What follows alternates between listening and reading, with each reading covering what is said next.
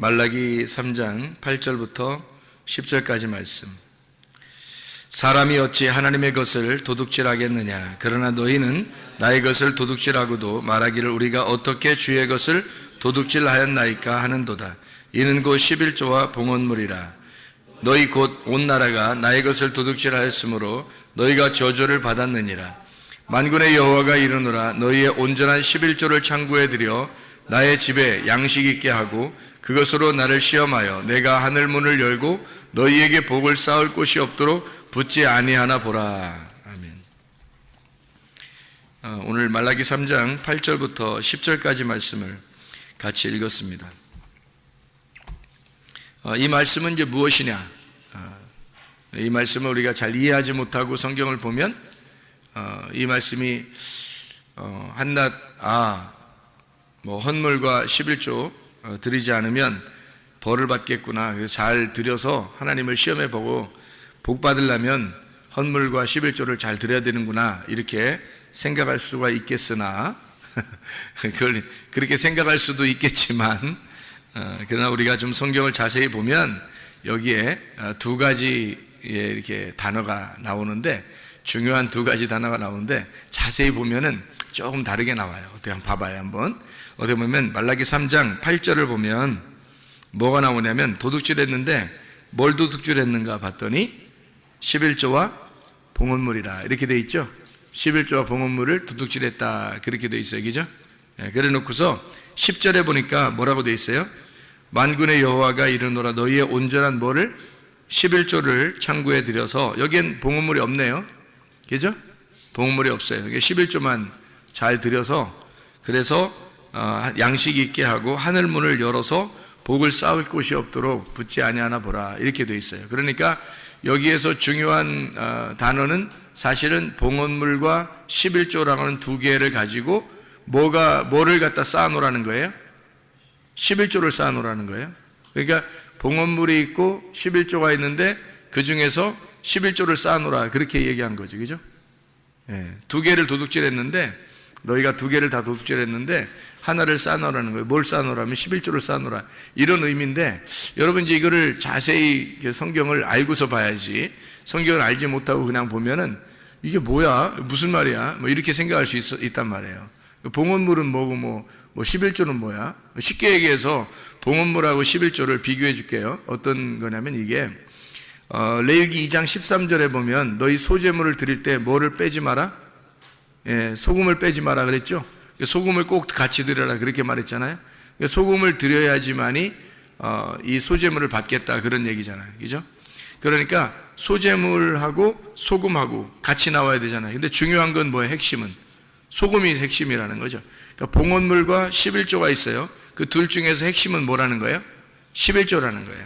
그러니까 이렇게 이해가 되겠죠. 무슨 말이냐면 11조가 소금인 거고 봉헌물이 소제물인 거지. 그러니까 소제물에 소금을 같이 넣어서 하나님 앞에 드려야 된다.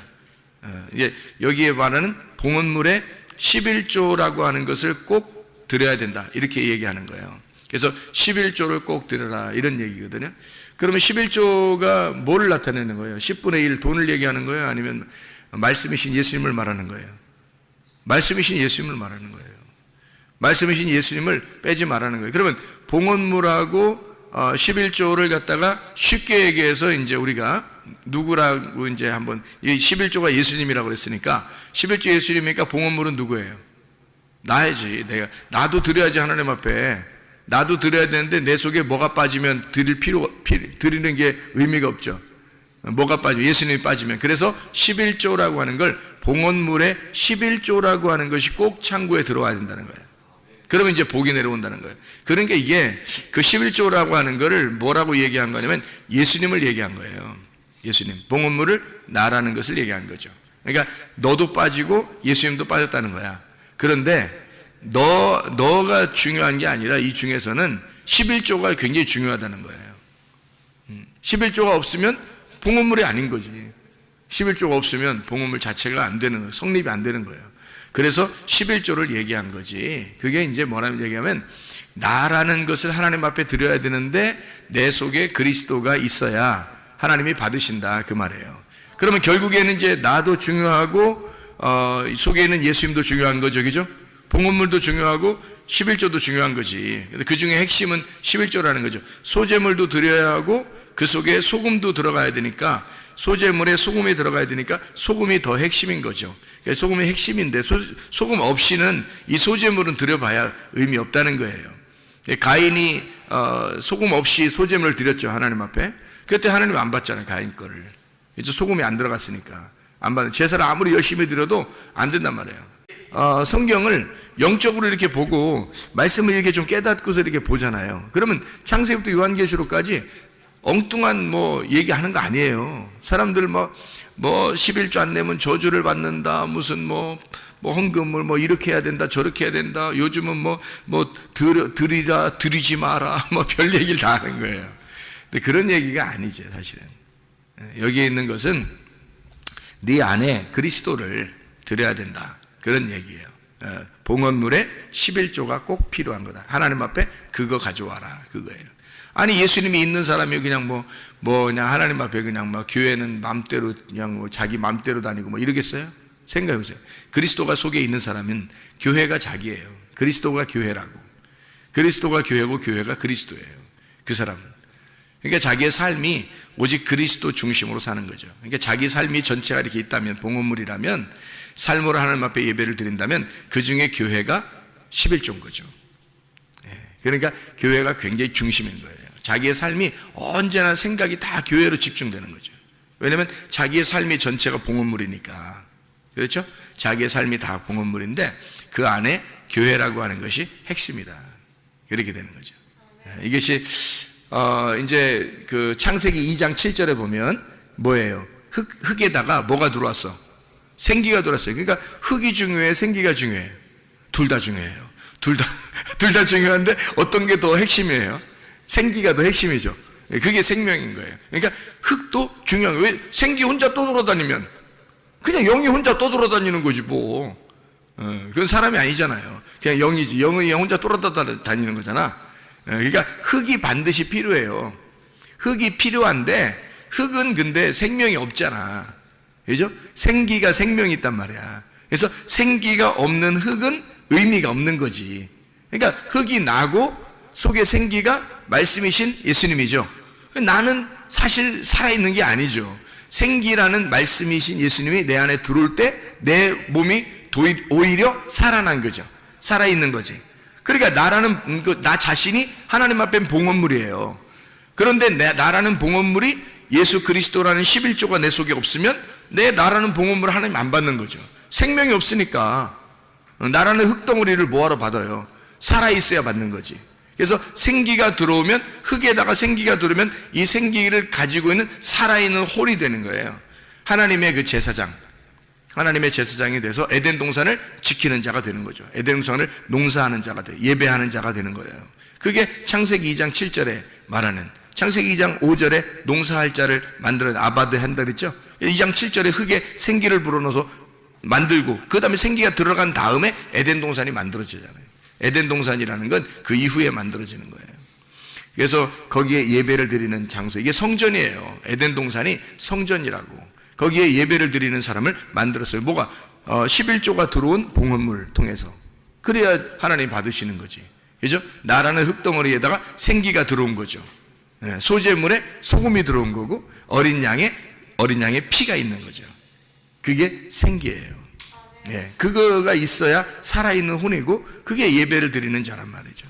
그게 제사장이라는 거예요. 그러니까 성경이라는 건 전체적으로 이렇게 파악되지 않으면 성경을 보기가 힘든 거예요.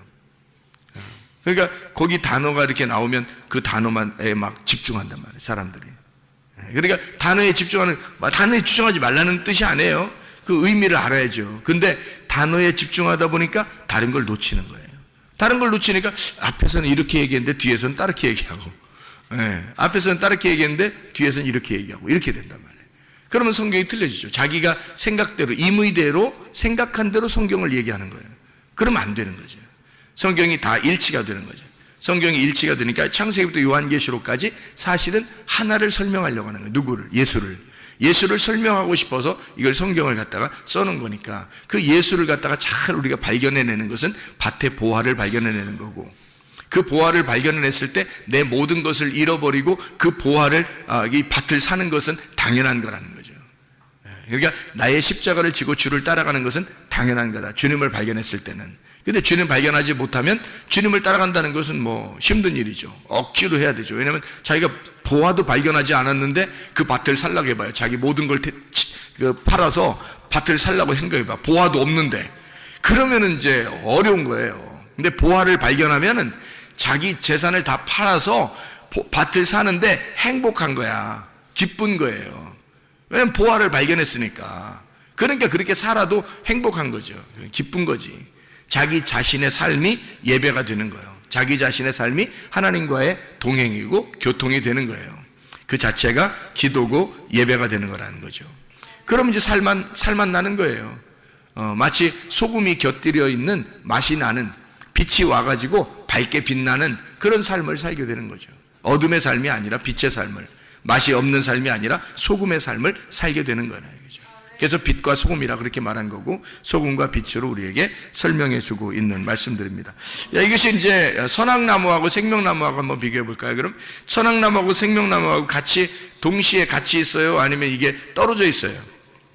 동시에 같이 있죠. 창세기 2장 9절에 보면 선악나무하고 생명나무 같이 나온단 말이에요. 그럼 창세기 2장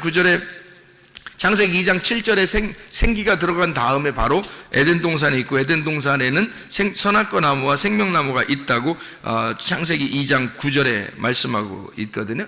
그러면 생각을 해보세요. 이게 선악나무, 생명나무가 같이 있다면 생각을 해봐요. 이게 둘 다 하나는 나쁜 거라면 이게 같이 있겠어요? 이상하잖아. 하나가 나쁜 거라면 이게 같이 있겠냐고. 여기서 동시에. 그게 아니니까 같이 있는 거잖아요. 선악나무는 그러니까 이렇게 되는 거죠. 자, 지금 금방 내가 얘기할 때 흙에다가 생기가 들어오니까, 그러니까 이 흙이 살아났다 그랬죠. 그죠? 예. 그러면 선악나무하고 생명나무하고 둘이 나누어서 이렇게 볼 때는 선악나무는 죽이는 거고 생명나무는 살리는 거란 말이에요. 그러면 선악나무를 먹고 난 다음에 없고, 생명나무가 이제 있게 되면, 선악나무를 먹어서 없고 생명나무가 있게 되면 어떻게 돼요? 선악나무가 생명나무였으면 이렇게 되면, 그러니까 흙덩어리에 생기가 들어와서 하나가 됐어요. 선악나무에 생명나무가 들어와서 하나가 됐단 말이야. 그러면 이게 나쁜 거예요? 좋은 거예요? 살아있는 거예요. 그러니까 선악나무도 필요한 거였고 생명나무도 필요한 거였어요. 생명이라는 게 근본적으로 왜 필요한 거예요? 생명이라는 게 생명의 반대말이 있으니까 생명이 있는 거예요. 부활이라는 것도 아시죠? 부활이라는 것도 부활이 왜 있는 거예요? 죽은 게 있으니까 부활한 게 있는 거예요. 생명이 있다는 것은 사망이 있기 때문에 생명이 있다는 거예요. 사망이라는 단어가 있기 때문에 생명이 있는 거지. 죽음이라는 게 있기 때문에 부활이라는 게 있는 것처럼 같은 거거든요. 그러면 성경에서는 죽음을 나쁘다고 여겨요? 아니면 죽음이라는 것을 부활이라고 여겨요? 죽음을 부활이라고 여겨요. 죽음을 안식이라고 여긴다고. 그러니까 그 예수님이 십자가 못 박혀 돌아가실 때 나는 안식한다 그러잖아요. 나는 다 이루었다, 다 완성했다, 나 이제 안식으로 들어간다 막 이러잖아요. 그게 죽음이라는 거예요. 그러니까 죽음이라는 게, 성경에서는 죽음이 곧 안식이에요. 그러니까 왜 그렇게 말해요? 우리가 세상에서 말하는 건 죽음은 나쁜 거고, 그리고 부활은 좋은 거고 이렇게 하는데, 성경에서는 그렇게 다루지 않는다고요. 그러니까 선악과 나무도 나쁜 거, 생명나무 좋은 거 이렇게 구분하지 않는다는 거죠, 사실은. 그죠? 그러니까 이렇게 보면 딱 맞아요. 이렇게 우리가 팔이 두 개잖아. 그죠? 어느 팔 있어요. 왼팔, 오른팔 있죠. 그러니까 왼팔은 좀 부정한 거니까 좀 우리가 그냥 왼팔은 다 묶어놓고 살을까? 이렇게 뒤로? 이렇게? 오른팔만 가지고 살을까? 이렇게? 지금은 뭐 왼손으로도 밥 먹고 이런 사람들 많대. 그럼 어떻게? 왼손이 부정한데? 성경에는 오른손이 좋은 거기 때문에 하늘나라에도 예수님께서 하나님 우편에 앉아 계시다 그렇게 말하고, 이렇게 그런 얘기 하지, 그죠? 또 우편강도 뭐 이렇게 하고, 또 예수님이 꼭 고기 잡을 때는 어떻게 오른편에다가 이게 던지라고 그래서 고기를 잡고 그러잖아요. 그럼 왼편은 나쁜 거니까 그런 거예요. 그런 팔을 이렇게 생각하면 딱 맞아요. 사람이 팔을 이렇게 하면 왼쪽 팔도 있고 오른쪽 팔도 있는데, 그걸 갖다가 왼쪽 팔을 여러분 부정하다고 하겠냐 이거죠. 나쁜 놈이다. 이거 왼쪽 팔은 나쁜 놈이니까 우리 쓰지도 말자. 이렇게 묶어놓고 살 수 있겠냐 이거예요. 아니죠. 그런 게 아니에요. 왼쪽 팔은 오른쪽 팔의 반대쪽에 있다는 것을 설명하려고 하는 거예요. 그러니까 오른쪽 팔의 반대쪽이 왼쪽 팔에 있는 거고, 왼쪽 팔의 반대쪽이 오른쪽 팔에 있다는 것을 설명하려고 왼쪽 팔, 오른쪽 팔 두 개가 다 필요한 거예요. 이렇게 두 팔이 필요한 거야. 팔을 왜 두 팔 벌려 이렇게 쌍수를 들어 환영하고 왜 두 팔을 벌려 이렇게 환영하고 그래요? 이 두 팔이 있어야 된다는 거지. 이게 선악나무, 생명나무예요. 하나를 없애버릴 수가 없는 거라고. 같이 연결되어 있는 거예요. 이게 선악과 나무와 생명나무는 두 나무가 하나로 연결되어 있는 거예요. 이게 하나는 나쁜 거, 하나는 좋은 거 이렇게 말하는 게 아니고, 왼쪽과 오른쪽을 설명하려고 했던 거라는 거죠. 그러니까 한마디로 말하면 선악과 나무를 먹었는데, 우리가 선악과 나무 속에 누가 있어야 되는 거냐면 생명나무가 있어야 되는 거죠.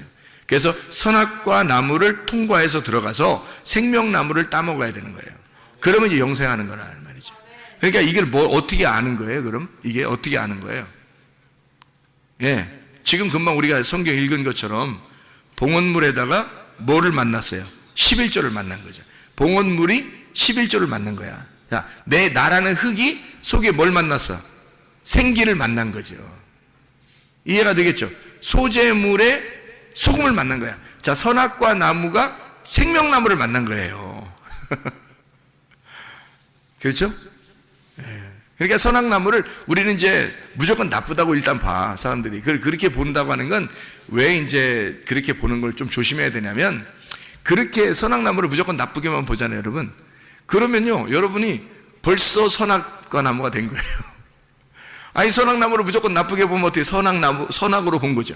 선악과 무조건 나쁘다 했으니까 좋은 게 어디 있다는 거지, 생명나무가. 그죠? 좋은 게 어디 있다는 거야. 그러니까 선악은 나쁘다 그랬으니까 여러분은 뭘로 본 거냐면 선악으로 책을 본 거란 말이에요. 성경책을. 선악으로 본 거란 말이죠. 이 세상은 다 선악으로 보게 돼 있어요. 뭐 영화를 봐도 그렇고 생활하는 것도 그렇고 직장에서도 학교에서도 뭐 하여튼 이 세상은 모두 다 선악으로 보게 돼 있어요. 선악으로, 성경에서 선악나무를 먹지 마라는 말은 무슨 말이라겠어요? 선악으로부터는 먹지 마라, 그 말이거든요. 선악으로부터는 먹지 마라. 그러면 선악으로 먹는 게 뭐예요? 세상이에요. 그래서 우리는 세상하고 친구되지 말라는 게, 세상으로 친구되지 말라는 게, 우리가 여러분 그럼 나가면 친구 하나도 없어? 하긴 뭐 교회 열심히 다니면요, 친구들, 세상 친구들 별로 없어져. 교회 열심히 다니면. 그럼 우리가 교회 다니면서 세상으로 나가서 뭐 이렇게 직장에서 만날 수도 있고 학교에서도 만날 수도 있고 또 뭐 떡볶이집에서도 만날 수도 있고 막 이러잖아요. 그러면 그건 우리가 뭐 세상 친구 아닌가? 우리도 나가서 세상에서 만나면 세상 친구죠. 그죠? 교회 안에 있는 사람들도 나가서 우리 교회에서 만났는데 이러면서 밖에서 친구 될 수 있잖아요. 그죠? 다. 그러니까 세상 친구 만나지 말라는 것은 세상 친구를 다 끊어버려라, 어떤 이런 의미겠어요? 그런 의미가 아니죠. 세상 친구를 어떻게 하지 말라는 얘기예요. 왜 친구를 사귀지 말라는 얘기야? 선악으로, 세상과 교회를 떨어뜨려서 선악으로 만나지 말라는 얘기예요. 선악으로 만나지 말라. 그러니까 세상 친구를 사귀지 말라는 거죠. 그게 다 끊어버리라, 뭐 세상 친구 한 명도 없어야 돼 너는, 이런 얘기가 아니라 세상이라고 하는 선악으로 판별이 되는, 선악으로 구분하는 세상하고 너는 떨어져 있어야 된다. 그래서는 안 된다. 선악으로는 먹지 말아야 된다. 그런 얘기가 되겠죠. 그러니까 선악나무를 먹어서는 안 되는 거죠. 이 선악나무를 아예 생명으로 보게 되면 선악나무를 안 먹게 되죠. 생명으로 먹게 되죠. 그죠? 예. 선악을 먹었으니까 사람이 율법을 알게 되고, 율법을 아니까 죄라는 걸 깨닫게 되고, 죄라는 걸 깨닫게 되면 주님의 은혜를 구하게 되고, 주님의 은혜를 구하니까 생명나무 대신 예수님이 오시는 거죠. 그래서 우리가 그분을 먹고 구원받는 건데, 선악나무 자체가 생명나무라는 것을 우리는 알지도 못하는 때에 이런 일들이 벌어졌다고요. 이런 일들이.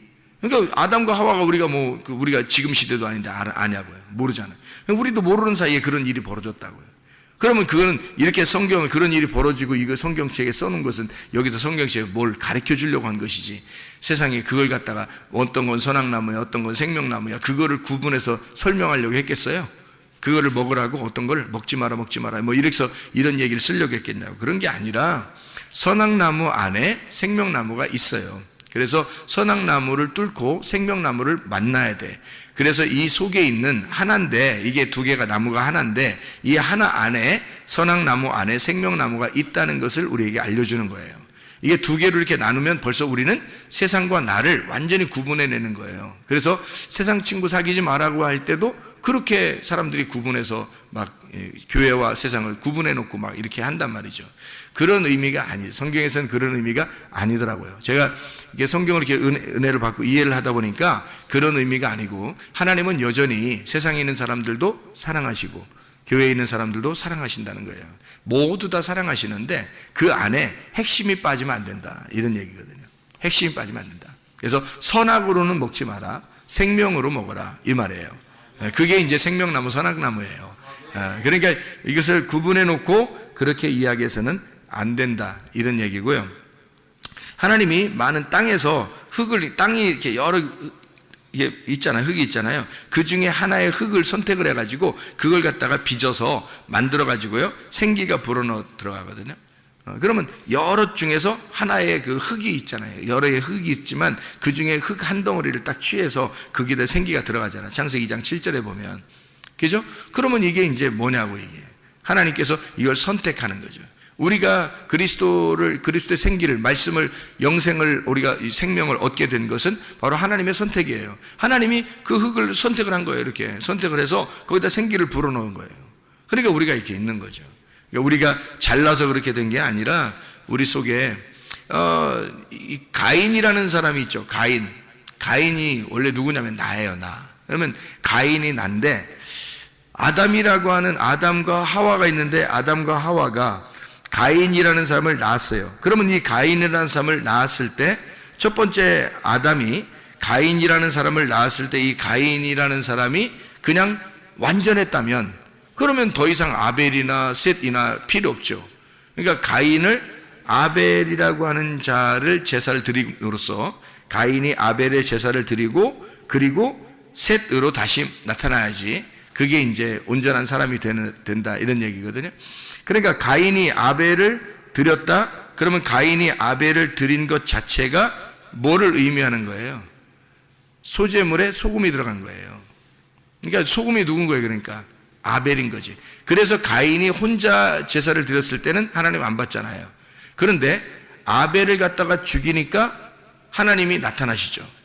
아벨하고 이렇게 가인이 아벨을 갖다 드리니까 막 드린 거라기보다도 이게 죽인 거죠. 들에 나가서 죽였는데, 근데 그게 이제 아벨의 피가 그 땅에 쏟아졌어요. 그 모습이 다 누구의 모습이에요? 하나님의 아들의 모습이거든요. 하나님의 아들로 이 땅에 가인을 위해서 하나님의 아들이라는 아벨이 이 땅에 내려와서 그가 수증기처럼 수증기처럼 이렇게 호흡이 날아가면, 그러면 셋이라는 하나님의 이름을 받게 된다는 얘기예요. 이렇게 가인과 아벨과 셋을 통해서 이렇게 연결되는 내용이죠. 그러니까 소제물에 소금이 필요한 것처럼 그런 말씀이에요. 그러니까 우리는 우리의 그 행함이라는 게 있죠. 행함으로 구원 받아요, 못 받아요? 못 받죠. 행함으로는 구원 못 받아요. 믿음으로 구원 받죠. 그죠? 그러면 행함 속에 만약에 믿음이 있다면 그럼 온전한 거죠. 그러니까 성경에서는 믿음이 있노라 하면서 행함이 없으면 어떻게 해? 죽은 믿음이다, 그렇게 되잖아요. 그러니까 행함으로는 구원받을 수 없어요. 그런데 행함 속에 믿음이 들어가면 그 행함은 온전한 것가 된다는 거죠. 그게 이제 야고보서 2장이에요. 그러니까 야고보서 2장은 실천하는 믿음이잖아요. 그러니까 믿음이 있는데 이것을 행함으로 실천하지 않으면 그러면 의미가 없는 믿음이 되는 거예요. 그러니까 이건 그냥 하나의 생기와 같은 거죠. 믿음이라는 말씀, 생기와 같은 거예요. 그런데 이게 행함이라는 걸 통해서 이 믿음이 살아있는 거죠. 온전해지는 거잖아요. 그러니까 행함과 믿음은 같은 거라는 거죠, 이게. 그러니까 이게 함께 있는 거예요. 마치 이제 흙덩어리에 생기가 들어가 있는 것처럼. 그냥 흙덩어리 자체로서는 구원받을 수 없죠. 행위 자체로서는 구원받을 수 없어요. 그런데 그 속에 믿음이 들어가면 온전해진 믿음이 된다. 그러니까 행위 자체가 완전해진다. 그런 얘기가 되는 거죠. 그러니까 이렇게 그 속에 있는 그 속사람과 겉사람을 얘기하는 거예요.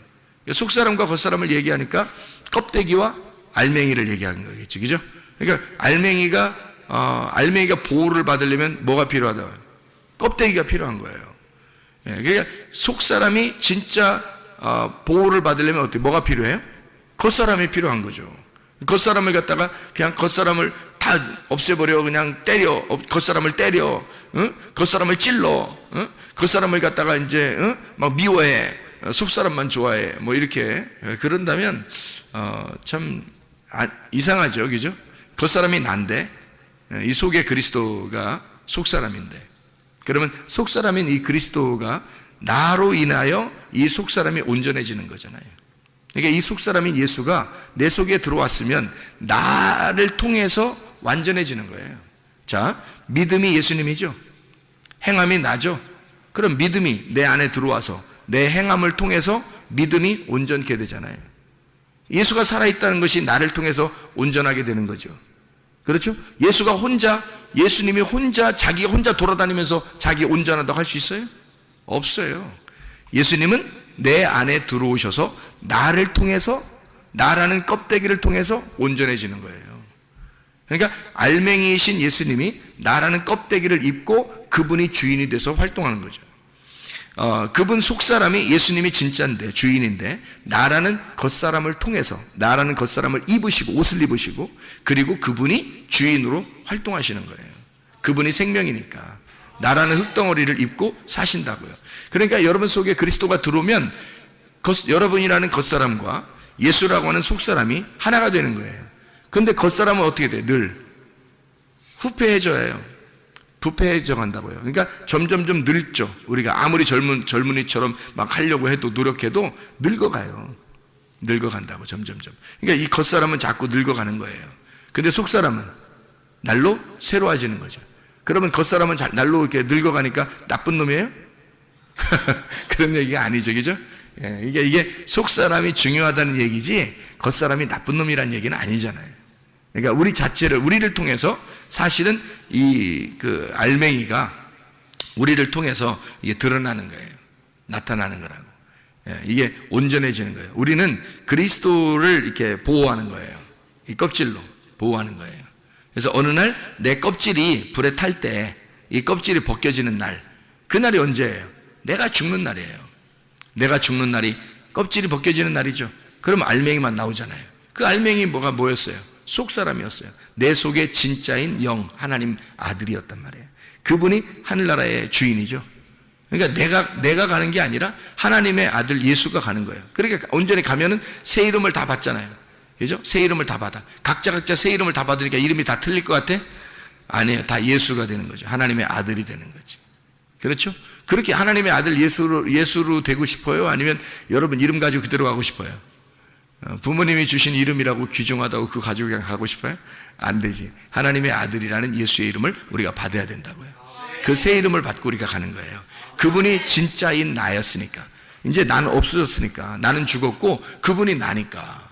그러니까 그분의 삶을 살아간다면 그러면 나의 삶이라고 하는 건 그분의 삶으로 다 모든 것이 바뀌어가는 거죠. 그렇게 바뀌어가는 삶이, 그렇게 바뀌어져 가는 과정이 애굽 광야 가나안인 거예요. 1층, 2층, 3층으로 올라가는 거예요. 점점점 깨달아가는 거예요. 이렇게 하나님의 아들을 점점 깨달아가서 열매를 맺는 거예요. 가나안 땅 들어가서. 그러니까 껍질이 이렇게 조금씩 벗겨지는 거죠. 껍질이 점점점 벗겨지면서 속에 있는 씨가 나오는 거예요. 그 속에 있는 씨가 나오는, 껍질이 벗겨지고 씨가 나오는 거를 성경에서는 할례라 그러는 거예요. 할례. 그러니까 알맹이를 드러내는 거죠. 껍질을 벗기고 알맹이를 드러내는, 그게 이제 할례라고 하는 거예요. 이게 뭐 굉장히 중요한 거예요. 그래서 왜 그걸 어떤 사람이 그래요. 여자는 할례를 안 하고 왜 남자는 할례를 합니까? 아프게 이렇게 따지는 사람이 혹시 있을지 모르는데, 누가 씨를 줘요? 남자가 주기 때문에 그런 거예요. 하늘의 아들, 하나님의 아들 예수가 그분만이 씨를 가지고 있거든요. 하늘의 씨를. 그래서 그분이 이 땅에 벗겨지셔서 내려오지 않으면 씨를 못 받아요, 우리가. 그래서 그분이 알맹이라고 하는 것을, 씨를 전달해 주기 위해서 내려오셨기 때문에 남자만 주는 거예요. 남자만 할례를 받으라는 거예요. 남자만. 왜냐하면 여자는 받는 거지 씨를 주는 자가 아니잖아. 여자는 알맹이가 아니에요. 껍질이지. 그러니까 껍질 속에 알맹이가 들어가는 거예요. 이렇게. 그래서 하늘에 있는 아들이 내 속에 들어오는 거라고. 그게 생기가 흙덩어리에 들어오는 거라니까. 이게. 그래서 알맹이가 껍질을 입는 거예요. 그게 남자가 여자를 만나는 겁니다. 그날이 여자를 아는 날이죠. 신랑이 신부를 만나는 날이란 말이에요. 그게 얼마나 귀한 얘기인지 모르죠. 이게 비밀스러운 거죠. 그러니까 성경의 에베소 5장에 보면 신랑과 신부, 남자와 여자, 남편과 아내, 그리스도와 교회, 이것이 뭐라고? 비밀이라 그렇게 말하잖아요. 그죠? 신비하다 이런 얘기하죠. 놀라워요. 그러니까 신비한 거예요, 이게 성경이. 그걸 이제 이렇게 파헤쳐 나가는 거죠. 이게 파헤쳐 나가는 게 1층에서 2층으로, 2층에서 3층으로 이렇게 파헤쳐 나가는 거예요. 점점점 껍질이 벗겨지는 거죠, 이렇게.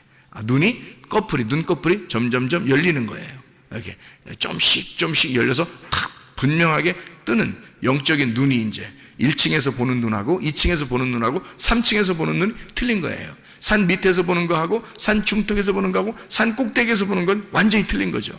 산 꼭대기에서 보는 걸 호라우 했다고 그래요. 호라우. 완전히 영적인 눈이 열렸다. 바울 사도가 영적인 눈이 열린 것처럼 이렇게 열려버렸다 할 때 그때 계시를 받는 그 열림, 그게 호라우 열림입니다. 눈이 열렸다. 그렇게. 그러니까 이렇게 껍질 속에 알맹이, 소재물 속에 소금, 봉헌물 속에 11조. 그래서 11조를 너희가 창고에 들여놔라 이렇게 한 거예요.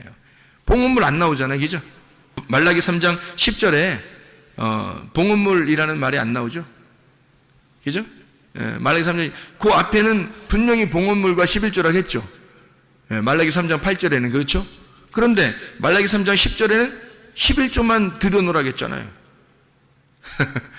봉헌물이 뭐니까? 너니까. 봉헌물이 너니까 네 안에 뭘 들여놓으라? 11조를 들여놓으라 는 거죠. 그러면 온전한 봉헌물이 되는 거죠. 그게. 그 11조가 들어오지 않으면 온전한 봉헌물이 되지 않아요. 11조는 11조고 봉헌물은 봉헌물 되는 거죠. 그러니까 우리가 이 헌금을 드려도 말이에요. 말씀이 육체로 오셨죠. 말씀이 육체로 오신 예수님이잖아요. 그러면 육체를 어떻게 해? 육체를 십자가에 매달아 죽으면 말씀이 남죠. 그러니까 육체라고 하는 물질을 하나님 앞에 드리면 그러면 말씀이라는 성령이 남는단 말이에요. 그게 진짜라는 거죠. 그렇죠? 그러니까 말씀이 육체를 입고 내려오는 게 하나님의 아들이 육체를 입고 내려오는 거가 먼저고 먼저 내려오면 그것이 여기서 이제 껍질을 까야죠. 그래서 육체라고 하는 것을 십자가에 매달아 죽이면 말씀이라는 것이 남는 거예요. 그러니까 이걸 껍질을 까면 물질을 하나님 앞에 이렇게 십자가에 매달아 드리면 물질을 우리 자신을 십자가에 매달아 들어요. 그럼 뭐만 남느냐면 이게 십자가에 부활하신 예수만 남는 거예요. 그러면 그게 11조란 말이에요. 그 온전한 11조가 예수, 부활하신 예수님이라고. 그분을 가져오라는 거예요. 자기 아들을 좀 가져오라는 거예요. 그게 11조예요. 그러니까 진짜 여러분이 하나님의 아들을 만나지 못하면 예배는 안 되는 거죠. 11조가 없는 거죠. 11조 없는 봉헌물이 되는 거예요. 그러면 한마디로 말하면 흙덩어리만 앉아 있는 거예요. 생기 없이. 그러면 안 되죠. 그러니까 생기가 들어와야 돼요. 하나님의 말씀이라는 그 생기가 들어와서 살아있는 자가 돼야 된다는 거죠. 그래야 여기 앉아 있는 것도 예배가 성립하는 거예요. 네. 그런 얘기들을 이게 하고 있는 내용들이에요. 성경에서는. 이게 다 이게 들어보면 어떻게 해요? 일치가 되죠. 이렇게. 성경이라는 게, 이게 이렇게, 이래서 이때는 이렇게 얘기하고, 이때 이렇게 얘기했구나. 이 일치가 되는구나. 그게 복음인 거죠. 이게 일치가 안 되면 진리가 아닌 거예요. 사람이요, 진리라는 건 뭐가 진리냐면 거짓이 없는 게 진리예요. 이게 감춰진 거 드러나면 그게 진리라는 거거든요. 알레테이아라는 게 란다노, 하고 란다노예요. 란다노가 감춰진 거고 가 감춰지지 않았다는 얘기거든요. 감춰진 것이 벗어졌다는 얘기야. 그러니까 사람이 외식적이고 이렇게 다른 말하고 이러잖아요. 그게 거짓말이란 말이에요. 그러니까 이게 벗겨지지 않고 껍질이 이렇게 딱 있으면요. 이게 진리가 아닌 거예요. 거짓인 거예요. 그래서 여기서 껍질을 벗겨내면 진리가 되는 거거든요. 그 진리는 항상 변함이 없어요. 항상 변함이 없다고. 그래서 진리는 언제나 옛날이나 지금이나 앞으로나 계속 진리 똑같아요.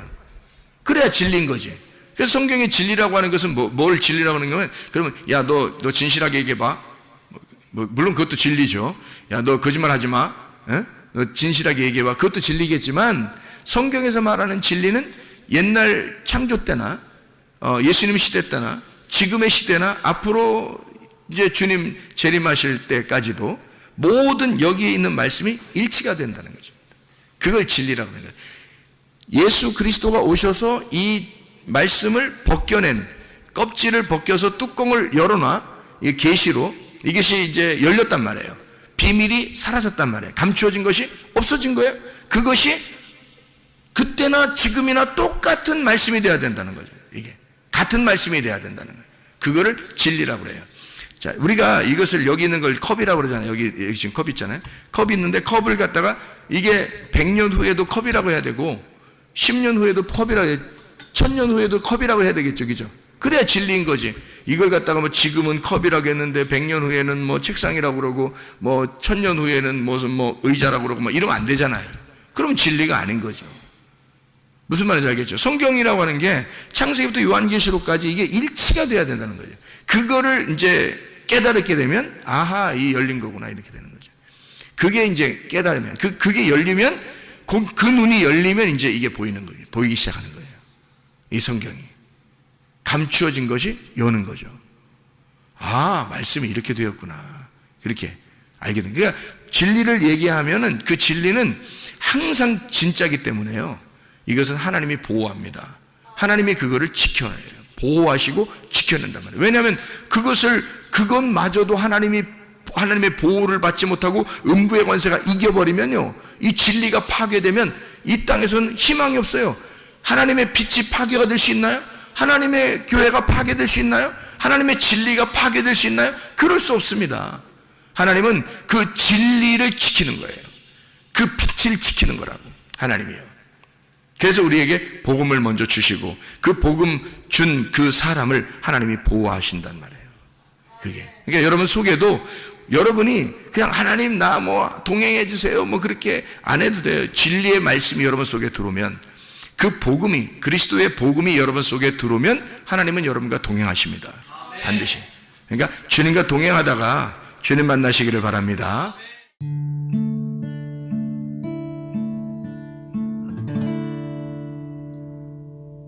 내 속에 내가 너무도 많아서 당신을 쉴 곳 없네. 내 속에 헛된 바램들로 당신을 변할 곳 없네. 내 속에 내가 어쩔 수 없는 어둠, 당신의 쉴 자리를 뺏고 내 속에 내가 이길 수 없는 슬픔, 무성한